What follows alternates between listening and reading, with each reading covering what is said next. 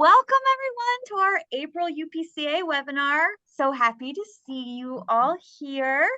I just have a few announcements before I turn the time over to some of our awesome coalition coordinators and prevention team members to share with us some strategies that they found effective in their communities for touching on mental health and teacher appreciation. We thought it would be an especially relevant topic since May is Mental Health Awareness Month, and I don't know about in your areas, but in our areas, we love to hear what other coalitions are doing. It's just kind of a fun way to get new ideas and to freshen up old ideas. So we thought this would be really fun.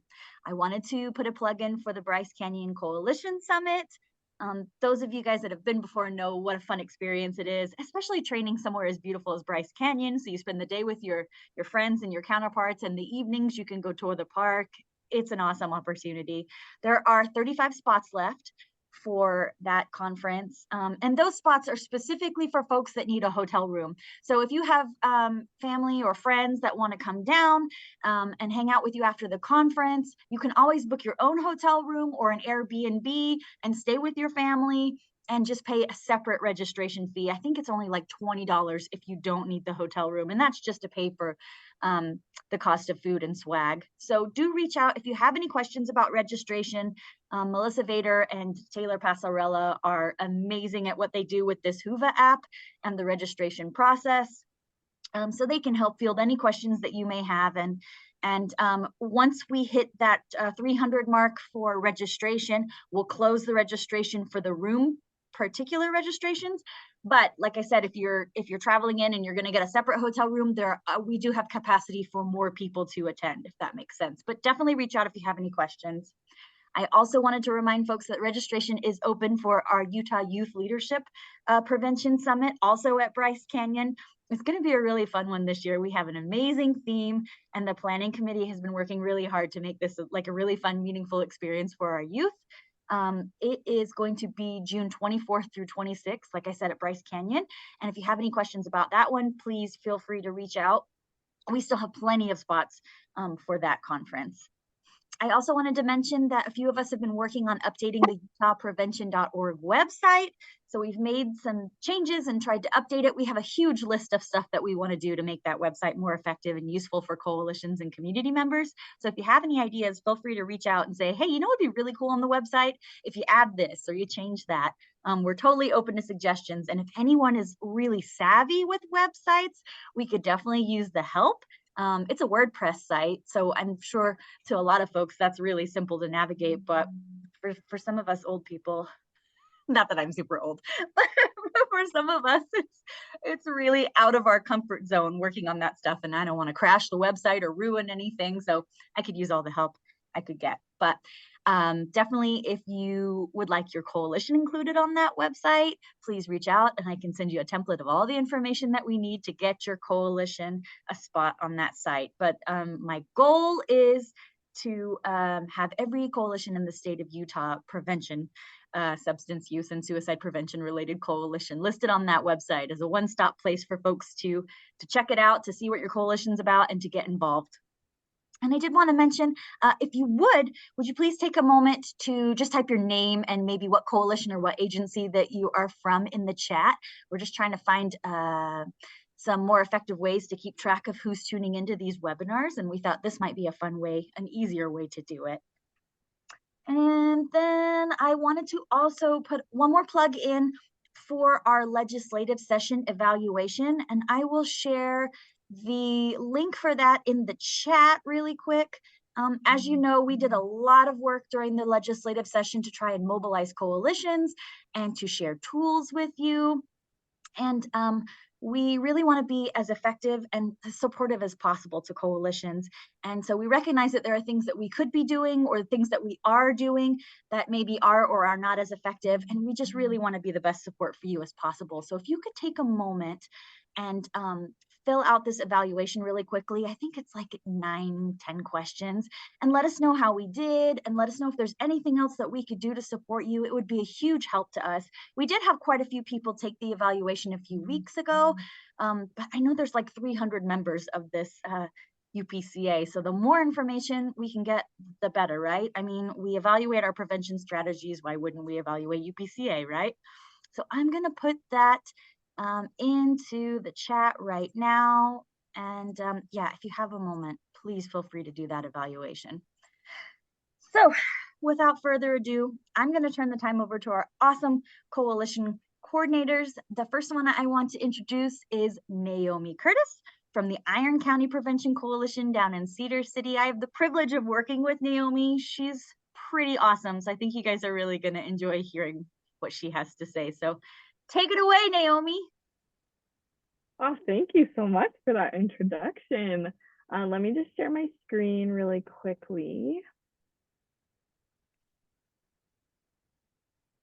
All right, so today I'm going to be talking about mental health promotion. And like Heidi said, my name is Naomi Curtis and I work in Cedar City, and I am the coalition coordinator for the Iron County Prevention Coalition.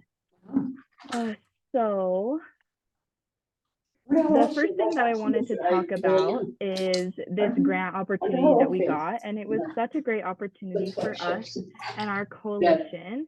And it was through the American Academy of Pediatrics, and it was a pediatric suicide prevention community grant. And this grant was just such a great opportunity for us. And we were able to target youth of all ages up through college, so up through students, I think 25. So this was really awesome because not only were we able to do some strategies within our local school district, but also at our local college, Southern Utah University. So one of the strategies that we did using this grant was we promoted Talk Save Lives classes, which is a suicide prevention course. And something that I really like about this Talk Save Lives suicide prevention is that they have a lot of different like PowerPoint options. So you can choose courses that cater more towards youth, more towards adults, and just you can find just different like groups of people that they have a different like PowerPoint presentation for all these different groups of people, which is really awesome when you're trying to cater suicide prevention to a specific population. So we were able to conduct one of these classes at the Iron Strong Conference for the Iron County School District for all the teachers and counselors. So this is a really great opportunity to do a youth-focused one that taught the teachers and counselors how to help their students. And this was really great. And then also with some of the SCU campus staff, so like the Health and Wellness Center, different places on SCU's campus that works with students directly, and where students might come with concerns if they might be suicidal. Something else that we were also able to do was mirror messaging. So just around like the local school districts at SCU, different places, we were able to put up mirror messaging that had different suicide prevention resources, like promoting the number 988. And then also we had some with uplifting phrases like, you know, believe in yourself, and just really trying to promote positive mental health within the youth. We were also able to get some different like live on posters, some other positive influence posters, some different stickers, different things for youth. And you can see this in the top right picture. This just shows some of the resources we were able to gather. And then all of our different resources were provided in both English and Spanish so that it would fit the needs of our population. And then one of the other cool things that we were able to do was we participated in the Out of the Darkness Suicide Prevention Walk, and that is the lower right picture. You can see our booth there. We handed out tons of suicide prevention materials. We were able to make some really great connections, and it was just overall a really great strategy for us to promote mental health in our community. And another thing we were able to do, another strategy, were these family mental health kits. And like Heidi mentioned, May is Mental Health Awareness Month, and we felt like it was perfect to give out these family mental health kits. They were given out at community events, and the purpose was to share mental health resources to help reduce the stigma around talking about mental health among families and youth, and also encouraging families to talk about mental health together and to make it like an interactive thing to provide families with opportunities and ways to talk about mental health. So you can see the picture represents some of the activities in these boxes, and this is just really awesome. And then the last thing that I wanted to talk about, so I don't know about some of your other coalitions, but the Iron County Prevention Coalition isn't just a mental health focused coalition. We focus a lot on substance use as well. And something that is common in our community is people are a lot more receptive to talking about mental health in regards to youth. So when I ask community members, key leaders, coalition members, they're all really interested in increasing the youth mental health and not so much the substance use. And so my coalition has identified a way to promote both together and kind of talking about the connection between mental health and substance use. And we found that to be fairly effective because of shared risk and protective factors. So we've been able to identify risk factors that affect our students and our youth mental health and also affect their rate and use of substance use. And this has been really awesome because we've been able to promote strategies that include both mental health and substance use, especially because a lot of our grants will typically only allow for strategies involving substance use risk factors. So with this, we're able to promote mental health while still utilizing our grant resources that are focused on substance use. So one of the examples of a strategy that we just barely used was at the Paiute tribe. We did a community night there, and the topic was the connection between mental health and substance use. And this was just such a great opportunity and such a great resource for us because we were able to talk about different mental health things like stress, anxiety, depression, some of the things that these tribal members are experiencing, and they were able to share their experiences. And then we were able to tie those risk factors and those aspects of mental health, how they related to substance use and how their kids' mental health might contribute to substance use. And we also encourage family bonding, open communication as a way to help promote positive mental health and reducing youth substance use. And we also focused on individualized ways to increase positive mental health and reduce stress, while also making the connection between decreasing the rate of substance use in our community. And you can see this handout that I gave. Something that I liked about this is I included both resources between substance use, and I also included resources to do with mental health. And this was a really well-received community night and has just been really impactful in our community. So these are some of the strategies that I've been able to do in my community. So if anyone has any questions for me, I would be happy to answer them. And if not, that's also okay.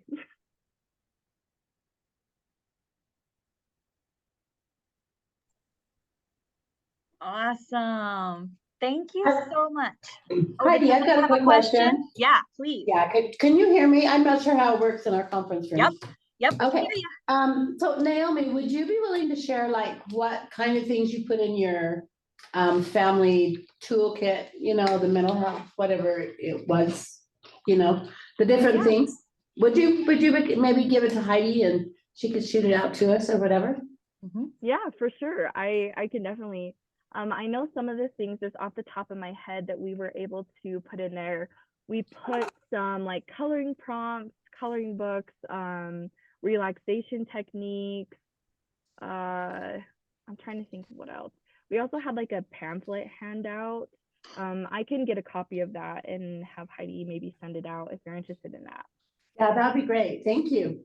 Yeah, of course. Nice job. Awesome. Does anyone else have any questions for Naomi? All right. Thank you, Naomi. That was awesome. All right, we'll move on to our next presenter, who is also from the Southwest area, I'm happy to introduce you to Broden Lund, who is the coalition coordinator for our Reach for Hope coalition, which is the suicide prevention coalition that's focused down here in the Southwest area. And I also get to work with him, pretty awesome guy. We've got some awesome prevention people in this prevention system. We're really lucky in Utah. Thank you for taking the time to share with us, Broden. Take it away. Yeah, Heidi, thank you. Yeah, it's a pleasure to have your bubbly energy and your excitement. And so hopefully I can continue that in my portion. So I'm going to do what I can. And thank you, Naomi, for kind of starting us off. So yes, I'm with Reach for Hope, Suicide Prevention Coalition down in Washington County. And I we're doing a lot of new things, a lot of firsts for us as a coalition in regards to recognizing Mental Health Awareness Month. And it was great to be able to recognize that we can go a little bit more upstream, even though our coalition is specifically kind of targeting crisis. And so we're going to use this as a platform to be able to talk a little more about our mental health. So I'm going to go ahead and share my screen real quick with you guys. And I just have two things that I was going to share. More than anything, just these two flyers. Can you guys see the screen okay? It says you're shared, but it hasn't actually shown anything yet. Oh, there it is. Okay. Okay. Perfect. So, so this is a flyer that, as a coalition, we were able to create to just promote Mental Health Awareness Month of what we're doing. So, this is kind of our like calendar poster. So, we want to kind of do a variety of things over the course of the month. And so, mental health awareness is the color green, and so we're wanting to promote how people can have the town be green, whether that's hanging ribbons in their homes or wearing green for the day, whatever that may be. We're going to have also the D. I'm not for those that live in St. George or have visited, that there's a D on the hill, that they have that lit different colors for like commencement or for other things that are going on. So we're going to have them light that green for May 1st, just to kind of kick us off. We have a bunch of green flagging tape that we want to give to the cities that they can be involved in, tie around light posts, and the schools as well. All the schools in the district have green ribbon that the kids can tie around their chain link fences or their trees or wherever on their school grounds. And then we want to do an event where it can be a little bit more lax. So we want to break the stigma that we can talk about these things openly and that it can be okay. So on May 11th, we kind of reached a little hiccup and a little bump in the road, but that's okay. We don't have the venue is not set yet. So as you can see, we were originally doing Utah Tech University. However, things have kind of changed, and so we're looking for a new place. But we're getting some local artists to perform. We're having some food vendors, and we want to have local resources. So local mental health providers, other family services, anything that can really help anyone in their well-being, have little booths where they can provide their information. People can walk around. And we want to have it be just chill and just relaxed. We're also at this event, we're hoping to the idea with the whole chat part is Parents Empowered. They do little decks of cards. I don't have one on me, but there's like little chit chat cards from Parents Empowered. Just a variety of questions. And so we want to provide each person or a little family a little deck of those cards that they can use at the event just to ask questions and just to promote, having intentional conversations and asking, questions about a little bit more than just surface level conversation. So, and then throughout, over the span of these 2 weeks, we have 3 dates specifically, and it's on our website, where we're going to be offering QPR gatekeeper trainings to the community, where people can come in and become a QPR gatekeeper and learn the skills of question, persuade, and refer. And then on May 28th, kind of the close, local LGBTQ community home is having a little come and connect speaker night. And so these are just different events that we're hosting. And then another thing, and I see that Sherilee with My Discovery Destination is here. and I have her to thank in promoting their little Goose Chase app that we decided to do our own little 31 days of mental health.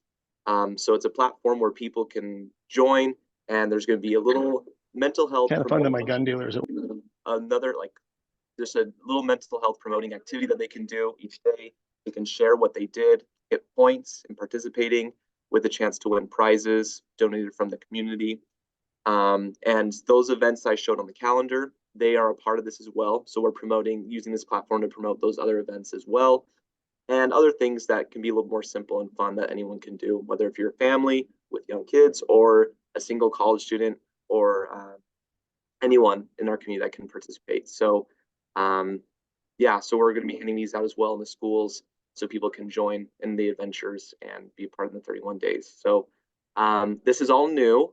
We're taking on quite a bit, but the coalition's been really excited to just jump in and see what can come of it.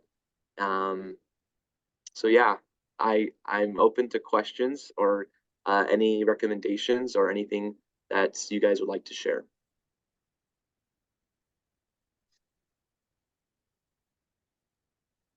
I would like to say that is amazing and good job. I think what you're doing in that community in St. George, I mean, all these look awesome. And I love how you got the community involved to light the D green and the chill and chat just all throughout the month. I think that's a really good community involvement. Way to go. Thank you. I appreciate it, Maggie. So we just need you to send that to Heidi too. We want everything. So that's great ideas. Good job. Thank you. Yeah, I'll send that to Heidi. Yeah, I love that. When you said they were gonna change the light bulbs up at the D, like that's genius. That's gonna get the whole community talking. Like, why is the D green? Like, that's so weird. Like, yeah, the hope was to have it be for the whole month, but we just got one day, and that's enough. So hopefully enough people can see it. yeah, I wonder Yeah. if also Utah County can get the Y lit for May 1st or sometime in March. Because I went to BYU, so I have some contacts. Maybe we can get the Y lit as well. that would be really cool. Does anyone have any questions for Broden before we move on? Okay, that was awesome. Thank you so much, Broden. This is great. Our next presenter is Heather Dunton from Escalante, Utah. And Heather is the coordinator of the Escalante Prevention Coalition. And for those of you guys that may not be familiar with Escalante, like I wasn't before Heather started working with us, it's a very small community. And so her prevention strategies are, I mean, all our prevention strategies are different because of our communities, but hers have to be even more different to address the very small population of Escalante. So I'm really excited to hear what Heather has to share with us today. So take it away, Heather. Thank you, Heidi. Broden, Naomi, great job, you guys. Great strategies. Like Heidi said, Heather Dutton. I'm in Escalante in Garfield County, and we are this little tiny, there's 800-ish people here in our community. I'm the coalition coordinator for Escalante Prevention Coalition. So mine is, I'm doing teacher appreciation. And so I rely heavily on the school and the elementary school, the high school and elementary, to implement my youth programs. I have a youth coalition and a Hope Squad also. With both of those two combined, I think I have 27 students, and our high school has 77 students, 7 through 12 total. So I have a pretty good majority of the students in my youth groups. I meet with them, the youth and the Hope Squad, weekly at lunchtime. If I didn't have that opportunity to be at the school where the kids were at, I literally would not be able to run the programs. The school, the students, it's very sports oriented. A lot of the students are in after school sports activities. So I just wouldn't be able to catch the students for my youth programs. So just a few things that the school, I wrote some of these down so I wouldn't forget. The school has been very, very generous to the coalition. They've allowed me to have my own room this year. I use the fridges and the freezers in the lunchroom. Once a month, my youth go to the elementary for monthly assemblies. They excuse the students, no problems, to go down with me and do an assembly for the elementary. If we hold activities or Hope Week, they allow us to excuse the entire student body to participate in the events. And not just with the teachers, but the coaches. The coaches allow the athletes to miss practice, to miss games. So the students in the youth programs have the opportunity to travel to CADCA and some of our summer events. We also partnered with the coaches to implement the student athlete prevention program this year.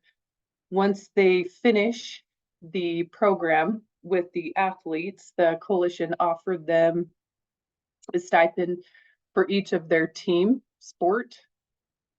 The school allows us to set up booths at sporting events. They allow events and activities in the evening to hold pro-social events for the student bodies. They allow us to use the school's SUVs to transport the Youth and Hope squads to like to Bryce and over and to the airports to get us to CADCA. I have 2 teachers that are incredible youth advisors that come to every meeting. They come to the events, they travel with us. Just anything and everything that the school, they're great. They have been open-armed and allowed us in there, so we appreciate that. And that's just a few of the things that come to mind. I'm sure that there's much more, but most of what our coalition does involves the school. So we really rely heavily on the school to have our programming work. So the coalition decided last year that maybe we need to let the school know some of the things that we do and how much we appreciate them. And just hear some of the things we have, what we call the brain wall out at the school. We have signage in our gym, and this, you can't really, this is huge in our gym. This is a big outcropping. It sticks clear out in the gym. It's giant. They've allowed us to put numerous signage. I have Know Your Scripts in the locker room. These are some of the assemblies. We have the sheriff's department come. These are activities with our youth programs. These are our elementary. This is just a social norms campaign that we did, and just some more activities with our youth at lunchtime. And this year we decided to do a hammock and a book for our teachers. And then we usually try to partner with like the local Frosty shop or someone to provide treats for our teachers at the same time. And then we just put a flyer up to let the teachers, and it's not just the teachers for teacher appreciation, it's the principals, the secretaries, the paras, the lunch ladies, the janitors. The janitors go above and beyond, especially trying to get that signage up for the coalition. So we just wanted them to know we appreciate them and just for their continued support. So that's all I have. Are you impressed, Heidi? I shared my Awesome. screen. I'm so impressed. You're a Yay. natural. Does anyone have any questions for Heather? I just have to give Heather props because we were getting a little bit of kickback in our community with our Parents Empowered Partnership, and she sent me over a letter that about like from some of her community leaders about how great that partnership ended up being and how much it helped their community. So I was able to present that to some people in our community, and it really helped with buy-in and attachment to that project. So thank you so much. You're welcome. You're welcome. Good. I'm glad it helped. Yeah, that's I'll awesome. stop sharing. Yeah, it's big. I mean, if we didn't have our schools, I literally would not be able to have 2 youth groups. So we're very lucky to have what we do in our community and school. They're very supportive of our efforts. And like I feel like we're able to hit a lot of the strategies with partnering with the school. We're providing support, we're enhancing skills, we're providing information, changing the physical design. So we're catching a lot of those, and not just with our students, but with our parents also. So we catch a lot of community members out at the school. So it's big for us. That's awesome. Yeah, I love that you put in a plug for a comprehensive action plan, huh? We all have things that we love doing, but we know we have to do lots of different things and lots of different strategies to be able to make a change in our community. So that's awesome. Thank you, Heather. That's Thank great. you. Yeah. All right. I'm excited to introduce you to our next speaker, who is Brooke Anderson from American Fork CTC. And she's going to be sharing some strategies with us that they're working on up there. Hi, everybody. I'm sorry, I don't have any slides. It's So okay. if you can please excuse that. We are doing some really, really cool things though. So we actually have implemented wellness rooms throughout most of our American Fork schools. So we have 90% participation. So we're trying to get the junior high on board. We are collecting data throughout all of the schools that are participating. So we are seeing some really great information as far as the grades that are struggling, kind of the difference between elementary school and high school, the utilization of the rooms, what are some of the main focuses when the kids come in that they're identifying with as far as their emotion level, frustration, sad, and then teaching coping skills. So that's the biggest thing, so that a lot of our kids know, even if they're not at school and they're at home or somewhere else, they can still utilize these skills to help calm them down in stressful situations. And then our newest thing, we actually just onboarded 2 of our schools with the Cook Center, and we've partnered with them to do parent coaching. So what that offers is free coaching sessions to administrators and parents of the entire school. So we're doing one elementary school, and then we are doing one of our alternative high schools, Polaris High, which has some of our highest needs youth that attend there. So we are starting to see parents actually utilizing it. We have also allowed the Cook Center has allowed the police department to utilize it too. So all of the employees of the police department, sworn and non-sworn, and then all of their family members have access to the parent coaching as well. So that's a pretty big thing. We're kind of watching to see how that goes and hoping that we can get some more parent involvement. We're really pushing it toward students that are getting caught vaping and with substances, as kind of having that be a step of having the parents reach out and get some coaching on what vaping looks like, what substance use looks like, how they can help their students. And then the Cook Center is starting to talk about opening it up to the students as well, because as of right now, it's just for parents of these students. And oh my gosh, what else? We opened up a youth council application.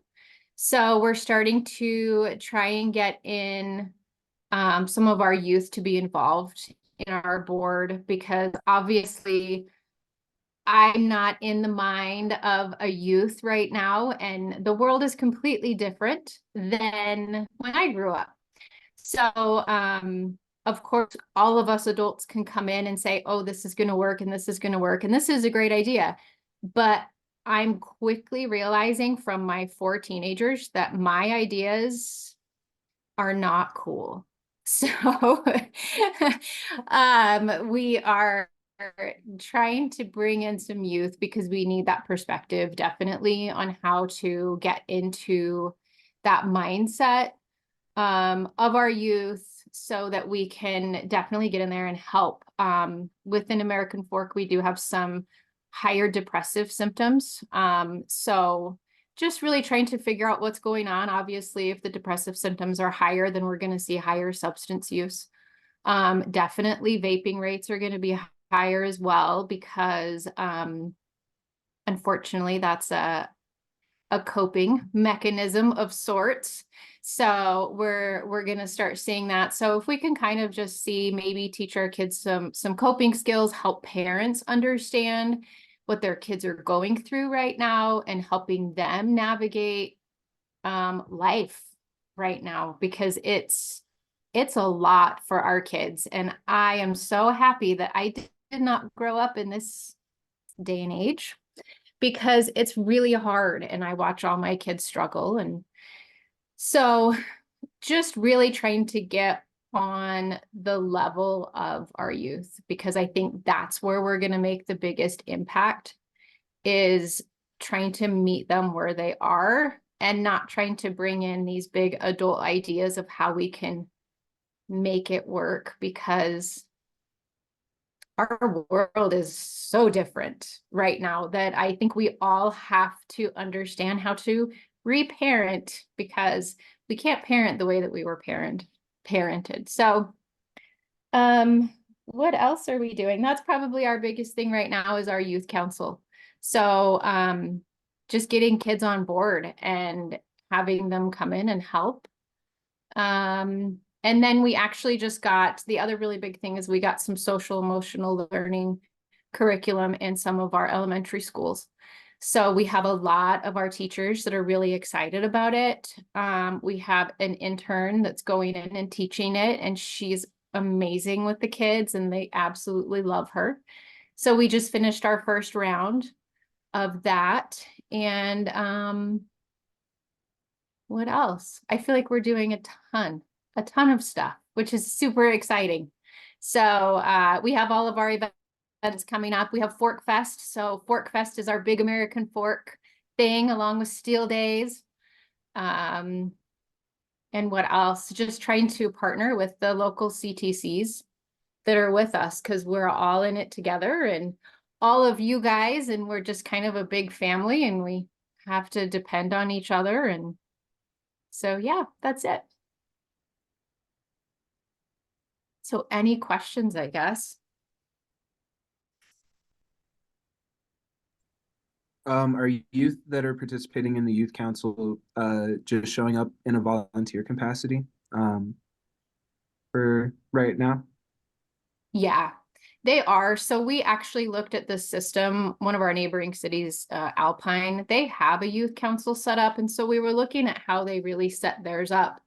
And it is going to be a volunteer. We do have a like a time commitment that they do have to agree to each month. And then we do have 1 month, once a month meetings. So within that, in our application process, we have an application. They fill out a section in there that their parents sign to make sure that the parents are aware that they are participating in this, because we all talk about substance use. There's some suicide prevention in there. There's individuals that they'll come across if we have them at an event. So I want to make sure that they're all very aware of this and can communicate about it, and are in a safe space mentally that they can handle that. So, and then there's going to be, we want a reference letter from either a counselor or a parent. It doesn't matter who, just someone that's going to say, hey, they're great, they really want to do this. Is this, and this is the first like cohort of youth that you're bringing together? Yeah. Are they Yeah, gonna it be the is. body of recruits? Are they going to be the people that recruit the future participants in the council? I hope so. I hope so. I really hope so. I mean, I feel like, at least in prevention, from what I've learned, it's like spaghetti. Like, you throw it against the wall and see if it sticks. And hey, if it does, great.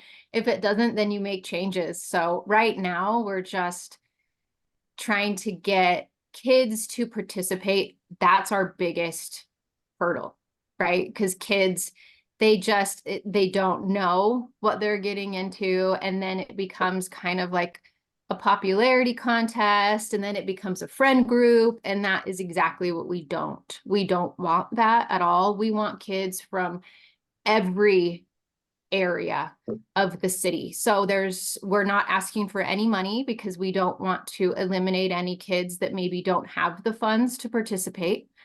And then we're asking for parents' participation in some of the events just to have them, included, but we also put in there that it's not required because we also do understand that, maybe kids want to be involved and their parents just aren't involved.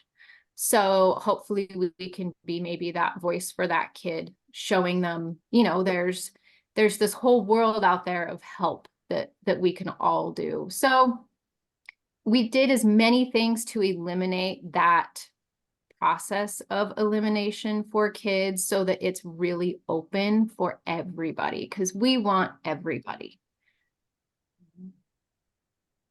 Did that answer? Yeah, no, thank you for answering that. I Yeah. appreciate it. Yeah, absolutely. I Youth just wanna put in a coalitions are, oh, sorry, Maggie, go ahead. I'm gonna put a plug in for Brooke.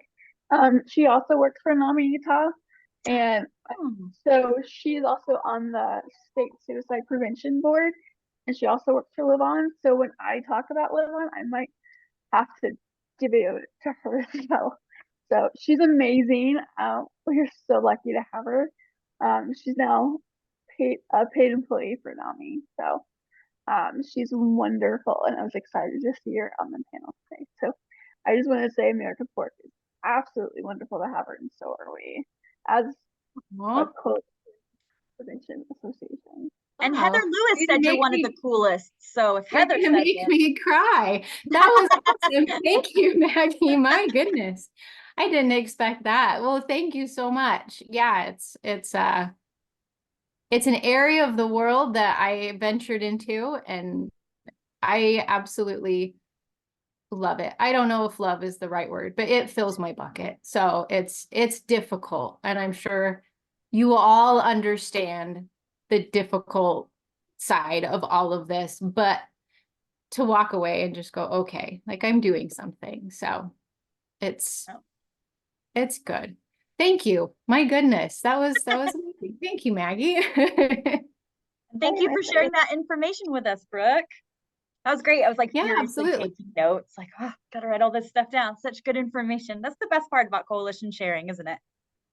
Yes. Oh, yes. We have to learn from each other, right? Because if it's not working here, then I can at least tell you, hey, don't do this. Maybe try this. Yep, exactly. Does anybody else have any questions for Brooke? Okay. Thank you, Brooke. Thank you so much. I'd like to welcome our next speaker, Natalie Heiner from the Tooele Prevention Team. We're really excited to hear from the folks in Tooele, so I will turn the time over to Natalie.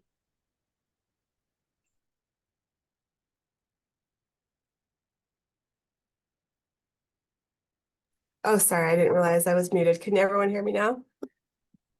Yeah, okay. Yeah, so my name is Natalie Heiner. I work at Tooele County Health Department, and I feel like I'm cheating a little bit because I am not actually a coalition leader. I am funded under a mental health awareness training grant, but I was going to share a couple of things that we have done as coalitions and just maybe a little bit different ideas. So my funding, mental health awareness training grant, is specifically for mental health and suicide prevention. So that's 100% of my job. I teach QPR, mental health first aid, and Vital Cog, which is a suicide prevention for the workplace curriculum. And I also spend a lot of my time promoting Live On 988 and Safe UT. Sorry, there we go. But there was a few things that I just thought I'd highlight that we're doing at Tooele County Health Department, what we're doing with our coalitions. I was going to talk about teacher spotlights, some work I've done with the PTA board, and then also a curriculum called Learning to Breathe.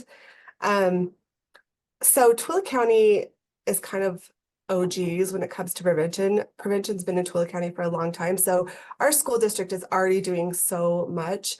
They already have SEL in the schools. They have Second Step. They have something called Rethink Ed. They just this year started implementing kind of like parentsguidance.org, but it's like the cheaper version of it, but it's called Daybreak. And it's kind of set up where you have a contract with Daybreak, and they do webinars for parents to teach them different classes on, different topics, suicide prevention, bullying, all sorts of things. And then they also can do one-on-one counseling with families. And then our schools also have Hope Squads in all 3 of our schools. So there's a lot going on that we help support and we collaborate with. So I won't talk about everything. Something that we have done in our coalitions is we've done teacher spotlights. This has been a really great thing just because it's collaborative with multiple agencies, and we've been able to build really positive relationships with not just our community partners, but specifically with our school district. It's something that we're able to give to our school district that isn't an ask, because we're constantly going in and like asking them to implement programs and asking them if we can come in and take up their time. And so this is something that we do for our school districts that they're appreciative of, and it's just something we give.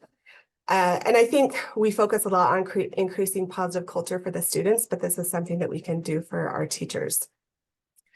So our school district has a school-wide discipline system called PBIS, Positive Behavior Intervention and Supports, but I'm assuming most school districts have something similar.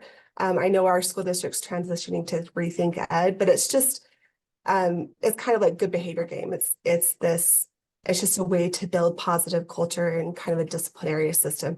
So what we've done with our teacher spotlights is we've partnered with, we did partner with Tooele City Communities The Care and our health department, and we reach out to school administrations. We reach out to the principals and we ask them to nominate a teacher that's doing this really well, that's implementing PBIS really well. And then we connect with that teacher and tell them they've been nominated, collect teacher information, and ask them a couple questions. We ask them, like, what do they love about their school, and how have they been able to implement this, and what successes have they seen, things like that. So then we put together a little spotlight and a certificate for them. And then the way that we collaborate with the school district is that they will recognize that teacher on a school level, whether it's through a mass email to the staff or in staff meeting, or they put it out on the PA system. They just celebrate that teacher in some way. And then the school district has a Facebook page that they celebrate the teachers that have been nominated that month from all the different schools. And then we also collaborate with the Tooele Education Foundation. They have given us gift cards for all of the teachers. So it's been a good way to collaborate with our school district and with the Tooele Education Foundation and build those community partnerships, but also build some positivity with our teachers. And that's a hard job. My husband's a teacher, and I just think they're heroes. And so it's just a way that we can uplift our teachers. So we just put together, just a little certificate that we give them. This is what we put on the Facebook page to celebrate them. Another thing that I've done in my role here at the health department is I have children at the schools, and so I've been able to join the PTA board at my children's school. You can join PTA boards as a concerned citizen. You don't have to be a parent, but that's been kind of an in. It's a way for me to sort of infiltrate the system, and I've been able to take things like the Red Ribbon Week toolkit that was created, that it's like a legitimate source for Red Ribbon Week, and help my children's school do something beyond just, pencils and wristbands and stickers, where they can actually do prevention during their Red Ribbon Week. And I've also helped with like the online safety week. So I think being a part of the board has really helped me to do true prevention in my kids' school district, because I'm an insider, not an outsider. And I know that's not a privilege that we can all do to join a PTA board, but it really has been helpful. And it's been helpful even on a region level. I've been able to, pass on information, prevention information, and toolkits and things like that to the region level as well. One thing that I wanted to talk about was a resilience night that we did for parents. So United Way of Utah County had, I don't know if they have got them this year, but the last couple of years they had these $500 little grants for resilience. a resilience night with parents. And so they have this program called Everyday Strong, and excuse me, they have a speaker. You can request a speaker, or they actually will train you if you're interested in being a presenter for your area. And I really wish that I would have done that. I just didn't have time, but you can use your $500 grant to pay for dinner to entice parents to come, or to buy these resilience handbooks that they have. But the speaker's free. So I asked my PTA board how they wanted to use the $500, and they said that they wanted to buy a movie license for the school for the whole year. So we used the $500 to do that. And that night we put a movie on in the gym for all the kids. And then all the parents went to the library and they listened to a speaker talk about resilience. And this program is really great because I think a lot of times we're just trying to implement programs with kids. We're trying to get into the schools and get to the kids. And I think schools get a little inundated sometimes. And so this is great because it's helping parents teach kids resilience. And so if you're not familiar with the Everyday Strong program, this is kind of their framework for it. But the presentation that they give talks a lot about that safety level, about how to help your kids feel safe, to talk and to feel and to fail. And that it just sort of teaches the parents how to do that. So that was a good success that I was able to do through being a part of the PTA. Another thing that I wanted to just highlight is this year we've been piloting Learning to Breathe, which is a mindfulness-based stress reduction program. So mindfulness-based stress reduction has been around for 20, 30 years, but Learning to Breathe is a 6-week curriculum that's based off of that, that is research-based, and it's 6 weeks long. It's meant for adolescents, and we've been piloting that this year. The good outcome from that is that our school district is excited about it, and we've piloted it with a high school. Actually, it wasn't with an adolescent group. It was with a high school, an indicated group, and it went over really, really well. And we have a couple people at the school district that are really bought in, that are going to get our social workers trained to be instructors.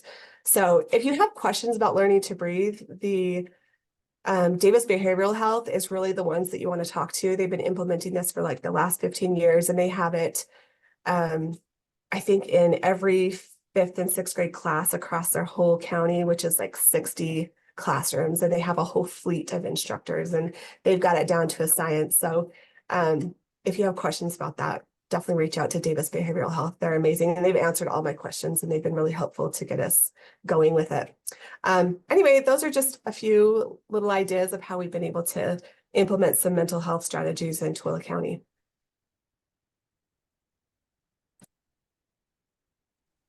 That was awesome. Thank you, Natalie. Does anyone have any questions for Natalie?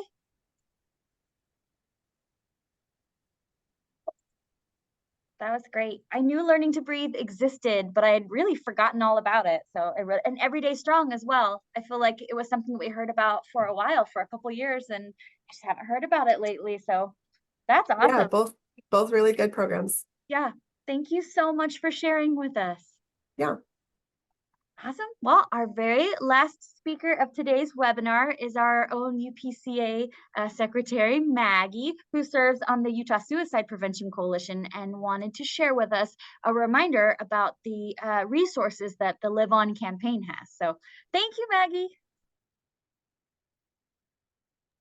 Thank you. And first off, if you guys, I'm sure have heard of Live On campaign. It is something that the executive committee, Danae Larson, Allison, who's no longer with the committee, and also Taryn Hyatt put together. And it's such a great tool to use for anybody that is wanting more information on how to learn to talk to someone about suicide, or what like the warning signs are. So it's pretty simple. We actually have, I'm gonna share my screen here. So Live On is on Instagram. So you just want to go, you can type it in the search bar for Live On. And it's just going to go as a playbook. and then it'll come up. And then there's like 10 different slides that you want to go through. And each slide will give you different facts that you'll need to know regarding suicide prevention, how to talk about mental health, when to check in with somebody, create a safety plan with somebody. And this is anybody, just you know, you don't have to be someone in a mental health field or substance abuse field. This is could be for your neighbor, you know, any parent with a teen, just to get the dialogue started. It is so important with suicide and substance abuse that you ask the questions, because you just never know what that person is going through. So if you notice someone that's like distancing themselves, changing habits, becoming like not doing normal activities, these are some questions that you want to ask. So helping others to heal, where to find help. This is a really important one. This is one lesson 7. So what do you do if someone says they're considering suicide? First, you want to ask them if they have a plan, and then second, you want to stay with them, and then you want to create a safety plan. One thing that you can do is you can say, hey, do you have any pills? Can I take the pills until we get you some help? Or do you have a gun? Can I take your gun and put it in a safe place until we know that we can get you the correct help and that you're no longer having these feelings? So asking these questions will also not make someone who's already feeling suicidal actually go and commit suicide. So you're not going to increase the suicidality, which is a lot of people's hesitation when talking about it. They don't want them to increase the likelihood. One cool thing about Live On is we also have one for military personnel and their families. And then we also have one for Latino.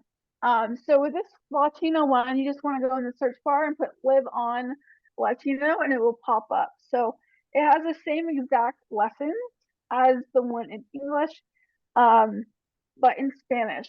So, and I know we're working on one for LGBTQ community. So it's very well rounded for basically anybody that could experience a mental health crisis, suicidality, and it's just a really good tool. And the Suicide Prevention Coalition's been working on this for a while. We're the first one in the country to come up with something like this.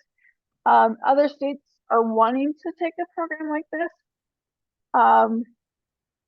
but like with the military one is using healthy coping skills, and it will just kind of go through each one, but at the end of the 10 lessons in English or the ones in Spanish, you will become a suicide ambassador, a suicide prevention ambassador, which means that you've learned enough to help someone in need, and that is a really good tool to have in your toolbox.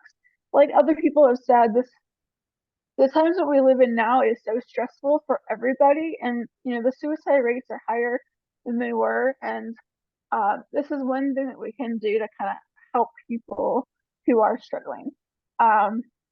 This is like a basic kind of overview. Does anyone have any questions? I know we're almost out of time, so we're kind of rushing.